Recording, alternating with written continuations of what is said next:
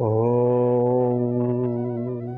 सच्चिदानन्दरूपाय विश्वोत्पत्त्यादिहेतवे तापत्रयविनाशाय श्रीकृष्णाय वयं नुमः।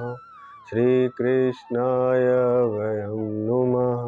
श्रीकृष्णाय वयं नुमः।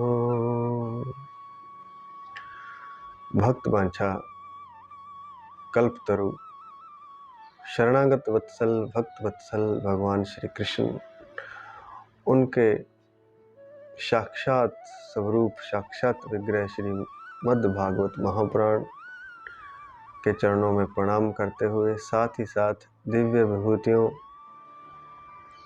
श्री गणेश जी, माँ सरस्वती, हनुमान जी, नारद जी, सनकादि ऋषियों, व्यास जी, सुखदेव जी, नारद जी, सभी के चरणों में प्रणाम करते हुए भगवान श्री कृष्ण, जो कि विश्वेश्वर और विश्व आत्मा है, उनका शब्दमय रूप है श्रीमद् भागवत महापुराण। बड़े भाग्य से, बड़े पुण्यों से, ठाकुर जी की कृपा से, भगवान श्री कृष्ण की कृपा से भागवत का श्रवण अर्थात भागवत सुनने को मिलती है। बड़े पुण्यों से, बड़े भाग्य से। और सबसे बड़ी बात यह है, केवल भारत भूमि पर ही उपलब्ध है। ऐसा सौभाग्य कि एक तो भारत भूमि पर, पुण्य भूमि पर जन्म होना, यहाँ हवाओं में भी अध्यात्म बहता है, यहाँ झरनों में, नदियों में, पहाड़ों में अध्यात्म बहता है, गति करता है। पग पग पर यहाँ तीर्थ और धाम बने हुए हैं। ऐसे पुण्य भूमि भारत में जन्म होना और फिर संतों का संग मिलना, दिव्य शास्त्रों का श्रवण मनन आदि, यह केवल भारत भूमि पर उपलब्ध है। और भागवत का श्रवण तो श्रेष्ठतम है। अगर कोई चित्त लगा करके भागवत का श्रवण करे और उसका मनन करे और उसी चिंतन में डूब जाए, 24 घंटे 8 पहर, तो निश्चित ही वह मुक्त हो जाता है। ऐसा शास्त्रों में और संतों आदि ने कहा है। तो ठाकुर जी की कृपा से हमें यह सौभाग्य प्राप्त हुआ कि अब हम इस समय भागवत श्रवण कर रहे हैं। यह क्षण नाचने का है, गाने का है, अहोभाग्य सौभाग्य मनाने का है। हजारों नहीं, लाखों नहीं, करोड़ों नहीं, अरबों लोग इससे वंचित हैं। मात्र कुछ ही लोग हैं जो परमात्मा की तरफ गति करते हैं और चलते चलते भागवत तक पहुंच जाते हैं और भागवत रूपी रस को पीने लगते हैं। शुकदेव जी के मुख से जो विगलित है, शुक मुख विगलित, जैसे सुआ अर्थात तोता रस को चख करके, रस को छू करके उसे मीठा बना देता है, इस तरह यह भागवत शुकदेव मुख से निकलने के कारण यह और भी रस में पवित्र, शुद्ध, अमृतमय हो गया है। तो इस सौभाग्य को मनाते हुए आगे का हम श्रवण करते हैं। कल हमने देखा कि भगवान के चरणों का चिंतन करने से और भगवान की गीता जो अर्जुन को सुनाई थी उन्होंने महाभारत के युद्ध में, उसका स्मरण हो आने से और अन्य बातों का स्मरण हो आने से, भगवान की लीलाओं का स्मरण हो आने से अर्जुन मुक्ति को, मोक्ष को, वैकुंठ को प्राप्त हो गए। उनकी द्वैत की धारणा से वे मुक्त हो गए, अद्वैत में स्थित हो गए, माया के बंधन छूट गए, सूक्ष्म शरीर का विच्छेद हो गया और वे परमानंद में स्थित हो गए। अब आगे हम सुनते हैं।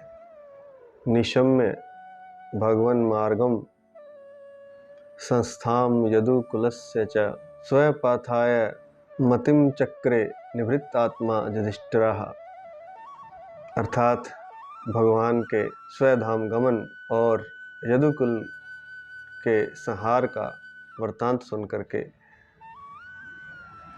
धीरमती युधिष्ठिर ने स्वर्गारोहण करने का निश्चय किया, अर्थात स्वर्ग जाने का तय कर लिया, धरती से प्रयाण करने का निश्चय कर लिया। क्योंकि पांडव आदि में इतनी शक्ति थी कि वे धरती से सीधे स्वर्ग की यात्रा कर सकते थे, ऐसा उनमें बल था, ऐसी उनकी साधना थी, तप था, तपस्या थी और ऐसी उनकी भगवान में प्रीति थी, प्रेम था और ऐसी उनकी भगवान की अनुभूति थी। तभी तो वे पृथ्वी से सीधे स्वर्ग जा सकते थे। इसलिए निश्चलमती युधिष्ठिर ने स्वर्गारोहण का निश्चय किया। और माता कुंती का तो और भी अद्भुत है, अगले श्लोक में इस प्रकार से है, प्रथाप्यनुसृत्य धनंजयोदितं नाशं यदूनां भगवत गतिं चैताम एकांत भक्त्या भगवत्यधोक्षजे निवेशितात्मो परराम संसृते। पांडवों की माता कुंती ने भी अर्जुन के मुख से भगवान श्री कृष्ण के स्वधाम गमन, अर्थात वे अपने धाम वैकुंठ धाम चले गए और यदुवंश के नाश की बात सुनकर के अपने हृदय को भगवान श्री कृष्ण में लगा दिया और सदा के लिए वे जन्म और मृत्यु से मुक्त हो गई। कहने का तात्पर्य है कि उन्होंने भगवान श्री कृष्ण में अपनी भक्ति के माध्यम से अपने हृदय को, अपने चित्त को, अपने मन को भगवान में लगा दिया, भगवान के स्वरूप में लगा दिया और इस तरह से उन्होंने देह त्याग कर दिया और वे मुक्त हो गई। इसलिए सदा के लिए जन्म मृत्यु के चक्कर से मुक्त हो गई, सदा के लिए, अर्थात फिर उनका जन्म नहीं हुआ, क्योंकि उन्होंने अंत समय में भगवान का ध्यान किया, अपने हृदय को भगवान में लगा करके उन्होंने अपने प्राणों का उत्सर्ग किया। ऐसा प्रेम था माता कुंती का भगवान श्री कृष्ण से कि उनके जाने की बात सुनकर उन्होंने भी प्राण त्याग दिए। इसे कहते हैं प्रेम, इसे कहते हैं प्रेम की पराकाष्ठा। जीते जी तो आज्ञा का पालन करते हैं और जब गुरु, जब प्रेमी चला जाता है तो उसके साथ ही उनके प्राण भी छूट जाते हैं। यह है सर्वश्रेष्ठ प्रेम। कैसे होता है? जीते जी तो आज्ञा का पालन, जैसे गुरु ने कहा, जैसे जब प्रेमी ने कहा, भगवान ने कहा, वैसे उसकी आज्ञा का पालन, या संसार में कहें तो प्रेमी ने जैसे कहा वैसे उसकी प्रेमिका ने किया, या कहें कि जैसे पति ने कहा उसकी पत्नी ने किया। यह तब होता है जब दो आत्माएं एक हो जाती हैं, जब प्रेम इतना प्रगाढ़ होता है कि मैं और तू का भेद नहीं रहता। कम से कम गुरु और शिष्य में, पति और पत्नी में, प्रेमी और प्रेमिका में तो नहीं रहता। इतना भी हो जाए, सब के साथ ना हो, कम से कम गुरु के साथ हो जाए या भगवान के साथ हो जाए, या फिर अगर पति भगवत प्रेमी है, भगवत्ता को उपलब्ध है, तो उसके साथ भी अगर हो जाए तो पत्नी भी, प्रेमिका भी, शिष्य भी मुक्त हो जाता है। कितना प्रेम रहा होगा कि जैसी सुनी बात की उसने भी प्राण त्याग दिए। भगवान श्री कृष्ण ने लोक दृष्टि में जिस तरह से पृथ्वी का भार उतारने के लिए यादव कुल में भगवान ने श्री कृष्ण के रूप में जन्म लिया था और पृथ्वी का भार उतारने के बाद, यदुवंश आदि का सबका संहार करने के बाद उन्होंने अपने शरीर को ऐसे ही त्याग दिया जैसे कांटा से कांटा निकाल देने के बाद दोनों कांटे व्यर्थ हो जाते हैं। पृथ्वी के राजाओं का संहार करना था, पृथ्वी का भार उतारना था, दुष्ट राजाओं का संहार करना था, तो उन्होंने श्री कृष्ण रूप में जन्म लिया। लेकिन वह भी उनके लिए एक लीला थी, जिनका संहार करना था वो भी, और जिस रूप में वे आए वो भी, दोनों ही रूप उनके लिए मात्र लीला थे। इसलिए संहार करने वालों का संहार भी हो गया और स्वयं का भी उन्होंने किसी के द्वारा देह त्याग करवा दिया, स्वयं भी उन्होंने देह का त्याग कर दिया। एक शिकारी द्वारा उनके तीर लगा पैर में और वे चले गए। भगवान की दृष्टि में दोनों समान हैं, उनका शरीर भी और यह पृथ्वी लोक भी, यहाँ के लोग भी, यहाँ के राजा भी। ऐसा नहीं कि उन्हें अपने शरीर से मोह है, अपना शरीर तो विशेष है, लेकिन दूसरों का संहार करना, दोनों ही त्याग दिए, दोनों को ही छोड़ दिया, क्योंकि दोनों उनके लिए समान हैं। जैसे वे नट के समान मत्स्य आदि रूप धारण करते हैं। जब दूसरे मनवंतर में जाना था तो उन्होंने मछली का रूप धारण किया था, मत्स्य का रूप धारण किया था, इसलिए मत्स्य अवतार की कथा आती है। वह भी उन्होंने बाद में त्याग दिया, अर्थात उनके लिए मात्र लीला है। इसी तरह उन्होंने पृथ्वी का भार उतारने के लिए जो यादव वंश में भगवान श्री कृष्ण के रूप में अवतार ग्रहण किया था, उस शरीर को भी उन्होंने त्याग दिया। जिन भगवान की लीलाएं श्रवण करने योग्य हैं, उन भगवान श्री कृष्ण ने जिस दिन मनुष्य के से शरीर से इस पृथ्वी लोक का परित्याग कर दिया, उसी दिन अज्ञानी मनुष्यों को अर्थात विचारहीन लोगों को फंसाने वाला कलयुग आदम का, जिस दिन भगवान चले गए उसी दिन कलयुग आ गया। लेकिन किन के लिए आया? सबके लिए नहीं आया है तो घोर कलयुग चल रहा है अभी, लेकिन यह सबके लिए नहीं है। बड़ी आसान सी बात है, विचारहीन लोगों के लिए कलयुग है। जो विचारवान हैं, जो विवेकी हैं, उनके लिए कलयुग नहीं है। क्यों नहीं है? क्योंकि विवेकी लोग भगवान का स्मरण करते हैं, भगवान का नाम जप करते हैं, और तब जब वे ऐसा करते हैं तो कलयुग का उन पर प्रभाव नहीं होता है। पिछले प्रारब्ध के अनुसार हो सकता है कुछ भोग दुख के उन्हें भी भोगने पड़े, लेकिन वे उससे निकल जाएंगे, उससे मुक्त हो जाएंगे, जो नाम जप करते हैं, जो भगवान का स्मरण करते हैं। तो भागवत में साफ साफ लिखा हुआ है बार बार कि कलयुग उनके लिए है जो भगवान का स्मरण नहीं करते। जो नाम जप करते हैं, जो भगवान का स्मरण करते हैं, उनको कलयुग कुछ नहीं कर सकता। वही बात यहाँ लिखी है कि जिस दिन भगवान श्री कृष्ण चले गए, उसी दिन विचारहीन लोगों को फंसाने के लिए, किसमें? अधर्म में फंसाने के लिए कलयुग आदम का। तो याद रखें, कलयुग तो घोर है, बड़े दुख का घड़ी चल रही है, लेकिन इस दुख घड़ी में रिश्ते नाते भी अपना धर्म छोड़ चुके हैं, कोई किसी का नहीं है। लेकिन जो भगवान का नाम लेता है, भगवान का स्मरण करता है, वो इस दुख की घड़ी में दुख के सागर से नौका में बैठकर पार हो जाएगा नाम जप के माध्यम से। इसलिए तो कहा है, कलयुग केवल नाम आधारा, सुमिर सुमिर नर उतरे ही पारा। और गुरु नानक देव जी ने भी कहा है, नानक नाम जहाज है, चढ़े सो उतरे पार। भगवान का जो नाम है वह जहाज की तरह है। जैसे समुद्र को पार करना हो तो जहाज में बहुत सारे लोग बैठकर पार हो जाते हैं, ऐसे जो नाम का आश्रय ले लेते हैं, भगवान के नाम का आश्रय ले लेते हैं, वो तुरंत पार हो जाते हैं। महाराज युधिष्ठिर से कलयुग का फैलना छिप न सका, अर्थात उन्होंने देख लिया कि कलयुग धरती पर फैल रहा है। उन्होंने देखा कि कलयुग पहले देश में, फिर नगर में, फिर घरों में, और यहाँ तक कि प्राणियों के हृदय में भी आकर बस गया है। प्राणियों में किस तरह से बसा है? असत्य के रूप में लोग झूठ बोलने लगे हैं, लोभ, बहुत ज़्यादा लोभ हो गया, संतुष्टि नहीं है, संतोष नहीं है। धन कितना भी हो तो भी लोभ लालच मिटता नहीं है। हिंसा के रूप में, अर्थात लड़ाई झगड़े के रूप में, घर घर में कलह शुरू हो गई है। और छल के रूप में एक दूसरे से छल हो रहा है, सत्य कोई नहीं बोल रहा, रिश्तों में भी सत्यता का अभाव हो गया है।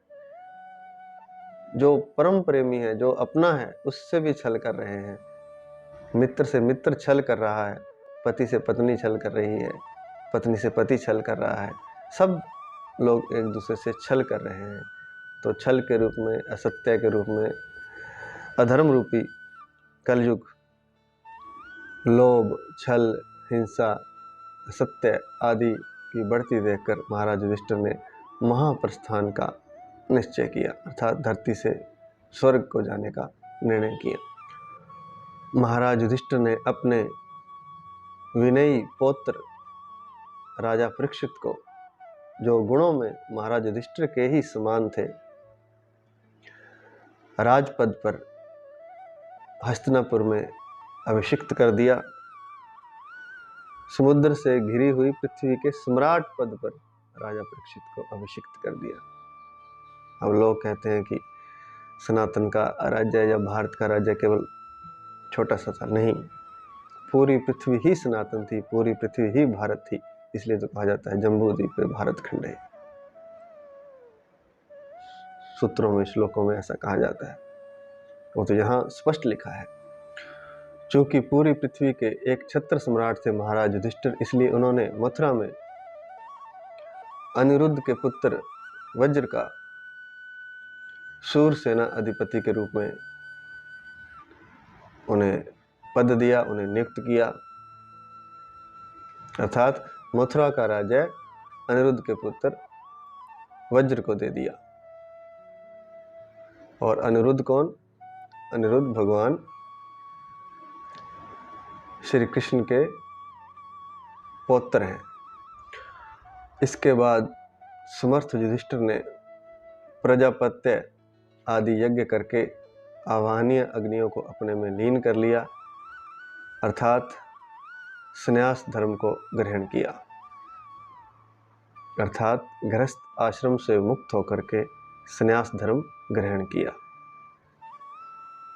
युधिष्ठिर ने अपने समस्त आभूषण वहीं छोड़ दिए और ममता और अहंकार से मुक्त होकर सब बंधन काट डाले। अब दो ही मुख्य बंधन होते हैं, एक तो ममता जिसे मोह कहते हैं, अपनों से मोह होता है, मेरे बिना उनका क्या होगा, यह व्यर्थ की चिंता है, क्योंकि करने वाले भगवान है, जिसने जन्म दिया, जिसका वो पुत्र है, जिसका वो अंश है, वो अपने आप ध्यान रखेगा। तुम्हें भाई किस चीज़ की चिंता? लेकिन नहीं, अज्ञानी मनुष्य बड़ी चिंता करते हैं, बड़ी फिक्र करते हैं, मेरा मेरा मेरा और मेरों का, मेरे बिना क्या होगा, मैं नहीं रहूँगा तो पता नहीं क्या होगा। लेकिन अज्ञानी मनुष्य ये नहीं जानता कि जिसने पैदा किया है वही रक्षा करेगा, वही उसे धन, पद, अन्न सब कुछ देगा, जितनी उसकी क्षमता है, जितनी उसकी योग्यता है, जितना उसका प्रारब्ध है, जितने उसके पुण्य है, सब मिलेगा। जिनका कोई नहीं होता उनका भी इस संसार में सब कुछ होता है, लेकिन होता प्रारब्ध के अनुसार है, पुण्य के अनुसार है।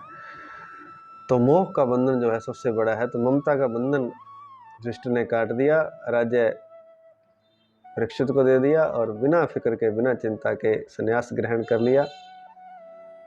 साथ ही साथ अहंकार को भी त्याग। दो चीजें हैं बड़ी मुश्किल है त्यागनी, मैं और मेरा मेरा मेरा।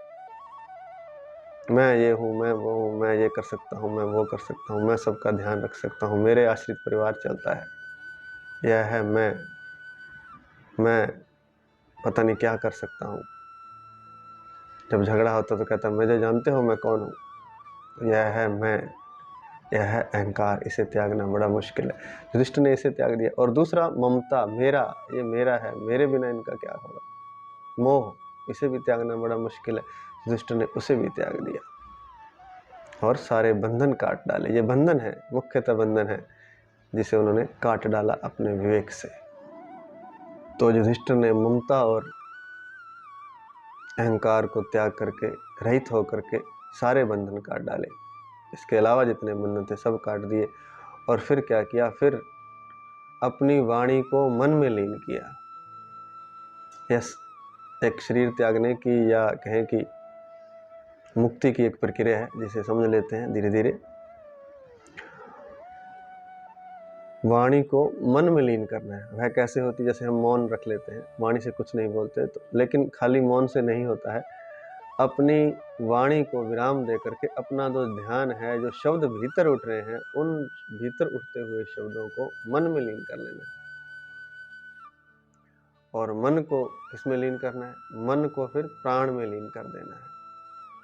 मन भी समाप्त हो जाएगा, खाली शक्ति, खाली प्राण बचेंगे। और फिर जब मन भी समाप्त हो जाएगा और खाली प्राण बचेंगे तो प्राण को अपान में, तो प्राण को अपान में लीन कर दिया और अपान को उसी क्रिया के साथ मृत्यु में लीन कर दिया। और फिर यही बात समाप्त नहीं होती, मृत्यु को भी पंचभूत में शरीर में लीन कर दिया। फिर मृत्यु को पंचभूत में अपने शरीर में लीन कर दिया, जो पंच तत्वों से बना हुआ हमारा शरीर है, इसमें लीन कर दिया। और इस पंचभूत में शरीर को भी मृत्यु, अपने शरीर को मृत्यु में जानकर त्रिगुण में मिला दिया और फिर त्रिगुण को मूल प्रकृति में मिला दिया। त्रिगुण सत्व रजतम, और फिर उसको भी मूल प्रकृति जहाँ से वे पैदा होते हैं उसमें मिला दिया अपने शरीर को। और जो त्रिगुण रूप से भी परे मूल प्रकृति है, उस मूल प्रकृति को भी उन्होंने अपने आत्मा में मिला दिया। जो मूल प्रकृति है वह सर्व कारण रूपा है, वह सब कुछ करने वाली है। एक तरह से माया ही समझ लीजिए, वह सब कुछ कर सकती है। तो उस सब कुछ करने वाली सर्व कारण रूपा प्रकृति को आत्मा में मिला दिया और आत्मा को फिर अविनाशी ब्रह्म में लीन कर दिया। उन्हें यह अनुभव होने लगा कि यह संपूर्ण दृश्य प्रपंच ब्रह्म में है, जो भी दिखाई दे रहा है वह ब्रह्म में ही है, ब्रह्म ही है। इतना सब कुछ लीन करने के पश्चात उन्हें ऐसा अनुभव हुआ। यह तो उनके भीतर की स्थिति का वर्णन है। और बाहर से भी उन्होंने त्याग किया, भीतर से भी इस तरह से किया। भीतर से क्या किया, इसे हम दोबारा समझ लेते हैं। सबसे पहले उन्होंने अहंकार और ममता से मुक्त होकर के सारे बंधन काट डाले। फिर वाणी को मन में लीन किया, फिर मन को प्राण में लीन किया, प्राण को फिर अपान में लीन किया, अपान को फिर उन्होंने मृत्यु में लीन कर दिया और मृत्यु को पंचभूत में शरीर में लीन कर दिया। और फिर इस शरीर को इस प्रकार शरीर को उन्होंने मृत्यु रूप अनुभव करके त्रिगुण में मिला दिया और त्रिगुण को मूल प्रकृति में मिला दिया। फिर मूल प्रकृति जो कि सर्व कारण रूपा है, सब कारण वहीं से उत्पन्न होते हैं, उस सर्व कारण रूपा प्रकृति को आत्मा में मिला दिया और आत्मा को फिर उन्होंने अविनाशी ब्रह्म में लीन कर दिया। उन्हें यह अनुभव होने लगा कि यह संपूर्ण दृश्य प्रपंच ब्रह्म स्वरूप ही है। इतना सब कुछ करने के बाद उन्हें क्या अनुभव हुआ कि जो भी दिखाई दे रहा है वह ब्रह्म ही है, ब्रह्म के अलावा कुछ भी नहीं है। जो रूप दिखाई दे रहे हैं मात्र स्वप्न की तरह हैं, मात्र बनाए गए हैं, एक खेल है सब कुछ ब्रह्म स्वरूप। जो भी रूप है वे सब ब्रह्म स्वरूप हैं, ब्रह्म ही है। सारा दृश्य प्रपंच उन्हें ब्रह्म स्वरूप अनुभव होने लगा। यह तो हुई अंदर की बात। अब बाहर की बात, बाहर से उन्होंने क्या किया। इस प्रकार उन्होंने आभूषण वस्त्रों को त्याग करके चीर वस्त्र धारण कर लिया, मौन ले लिया और अन्न और जल का त्याग कर दिया। अपने केश खोलकर बिखेर लिए।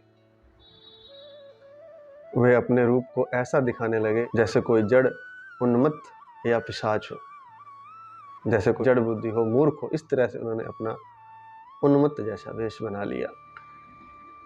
वे बिना किसी की बाट देखे, अर्थात बिना किसी का इंतजार किए और बिना किसी की बात सुने वे बहरे की तरह घर से निकल पड़े। जैसे हम कहीं जाते हैं तो इंतजार करते हैं कोई हमारे साथ चलेगा। उन्होंने किसी का इंतजार नहीं किया, किसी की बाट नहीं जोही। वे अकेले ही घर से निकल पड़े और बिना किसी की बात सुने बहरे की तरह वे घर से निकल पड़े। हृदय में उस परब्रह्म का ध्यान करते हुए, जिसे प्राप्त करके फिर लौटना नहीं होता, उस परब्रह्म का ध्यान करते हुए उन्होंने उत्तर दिशा की ओर यात्रा की, जिस तरफ की पहले अनेक महात्मागण जा चुके थे, अर्थात हिमालय की तरफ। भारत के उत्तर में हिमालय है, तो उत्तर की तरफ उन्होंने यात्रा की। हालांकि युधिष्ठिर ने किसी की बाट नहीं जोई, वे अपने आप सब कुछ वस्त्र आदि त्याग कर, आभूषण आदि त्याग कर, चीर वस्त्र धारण करके, मौन धारण करके, बालों को बिखेर करके, मौन रख करके, अन्न जल का त्याग करके परब्रह्म का चिंतन करते हुए घर से निकल पड़े, बिना किसी की बाट जो है, बिना किसी की बात सुने। लेकिन भाइयों में बड़ा प्रेम था। जब उन्होंने देखा कि बड़े भाई इस तरह से जा रहे हैं, तो छोटे भाइयों ने भी इस पृथ्वी पर अधर्म के सहायक कलयुग को आया जानकर उन्होंने भी युधिष्ठिर का अनुगमन किया। वे भी युधिष्ठिर के पीछे पीछे चल पड़े। कौन कौन? भीमसेन, अर्जुन, नकुल और सहदेव भी अपने बड़े भाई महाराज युधिष्ठिर का अनुगमन करने लगे। छोटे भाइयों ने भी चलते हुए भगवान श्री कृष्ण की प्राप्ति का दृढ़ निश्चय किया और वे युधिष्ठिर का अनुगमन करते हुए वे भी उत्तर दिशा की ओर चल पड़े। आज इतना ही, शेष कल। हे नाथ, हे नाथ, मैं आपको एक क्षण भी न भूलूं। आपके सिवा मेरा मोह, मेरा प्रेम किसी से न रहे, ऐसी कृपा करें। हरि शरणम, हरि शरणम, हरि शरणम।